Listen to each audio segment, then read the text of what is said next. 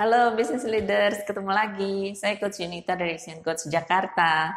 Hari ini saya akan membahas topik mengenai mengelola sumber daya manusia atau SDM yang dalam mengelola kinerjanya mereka.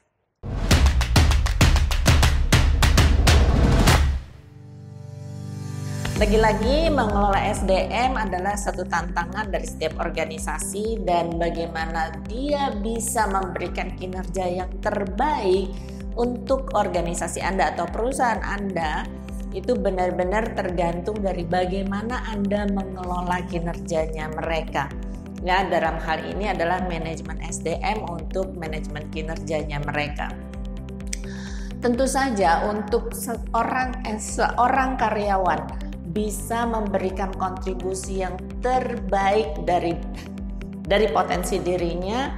Yang pertama adalah mereka tahu dengan pasti apa yang diharapkan dari mereka. Jadi ada proses yang namanya proses performance management. Di dalam proses performance management ini yang pertama adalah kita tahu ada yang namanya planning, perencanaan atau merencanakan performance yang diharapkan dari seorang karyawan sesuai dengan posisinya. Ya, jadi di kinerja itu disepakati misalnya apa aja yang harus dicapai gitu kan. Ketika udah jelas apa yang harus dicapai, ukuran pencapaiannya juga harus jelas. Misalnya waktunya kapan atau jumlahnya berapa, atau semua itu yang terukur gitu ya makin bisa didefinisikan ukurannya, makin bisa disepakati, dan data mana yang digunakan untuk mengukur hal tersebut itu makin bagus. Itu di bagian planning ya. Jadi planning perlu dilakukan dengan kejelasan, kesepakatan, dan sama-sama mau. Nah, setelah planning kita mesti lihat untuk bisa mengerjakan pekerjaan tersebut dengan baik dan benar dan mencapai target yang direncanakan tadi, dia butuh didukung dengan apa? Dalam hal ini bisa kemampuannya, bisa alat bantu kerjanya, bisa juga partner kerjanya atau pendamping dia untuk bekerja mengerjakannya, dan caranya dia bisa melakukan itu, pelatihannya kah, SOP-nya dan lain sebagainya, hingga dia benar-benar bisa membuktikan menggunakan semua perangkat atau peralatan yang diberikan, alat dukung yang diberikan untuk dia bisa gunakan dengan baik dan benar hingga mencapai target kinerja yang disepakati tadi. Yang ketiga adalah jangan lupa selalu memonitor.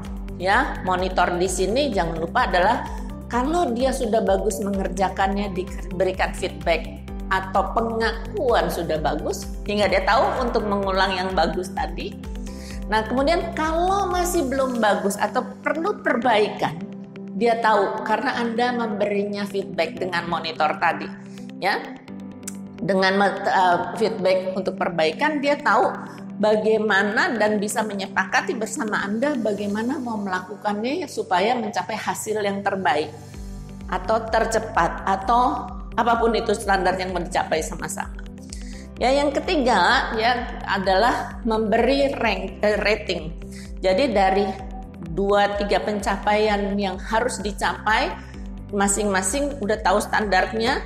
Terhadap standar yang pencapaian pertama udah di rating berapa, pencapaian kedua udah di rating yang mana, dan pencapaian ketiga udah di rating yang mana. Ya, tergantung berapa banyak KPI atau standar pencapaian kinerja yang harus dia capai. Itu yang berhubungan dengan rating. Rating ini juga berhubungan bisa dengan rekan kerjanya atau di timnya. Ya. Jadi ada posisi yang pekerjaannya merupakan bagian dari pekerjaan lainnya. Ya, jadi dia mengerjakan hasil dari sebelah sini, sementara hasilnya yang dia kerjakan merupakan masukan atau lanjutan untuk pekerjaan selanjutnya orang berikutnya. Ya, rating itu juga melihat speednya yang dia kerjakan selaras gak dari masukan dan keluaran yang diharapkan, ya, termasuk kualitas yang dia kerjakan. Ya, jadi rating ini bisa juga masukan dari Anda sebagai atasannya, dari rekan kerjanya, dan sinkronisasi proses besar yang dia merupakan bagian tersebut. Oke. Nah, yang berikutnya yang kelima adalah development, ya. Development yang dimaksud di sini adalah pengembangan individu ini, ya. Pertama, pengembangannya adalah bisa mengerjakan pekerjaan yang diberikan sekarang sesuai target standar yang disepakati di planning tadi. Development yang kedua adalah melihat potensi orang ini, dia bisa dikembangkan sampai mana, ya. Jadi development bisa sekalian untuk development jangka panjangnya. Development ini bisa bentuknya berbagai macam, bisa bentuknya training kalau untuk skill, tapi kalau untuk kadang-kadang di posisi tertentu development ini juga behavior change, ya, perubahan perilaku kerja, gitu ya.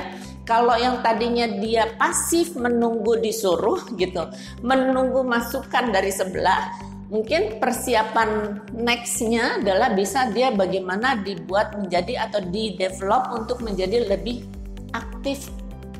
Dia mencari atau mengambil bola gitu.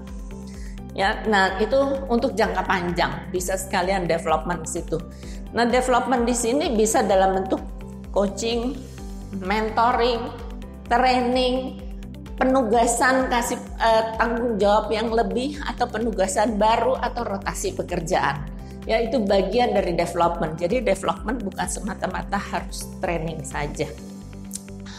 Nah, keseluruhan ini adalah merupakan proses untuk seseorang bisa perform di pekerjaannya sekarang dan bisa tumbuh secara individu dan secara karir untuk bisa kontribusi lebih ke organisasi.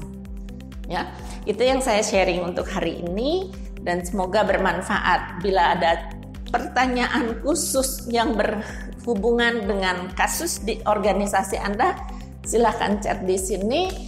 Dan kalau video ini berguna, silahkan share, like, dan subscribe hingga Anda bisa selalu mendapat update dari Action Coach Jakarta.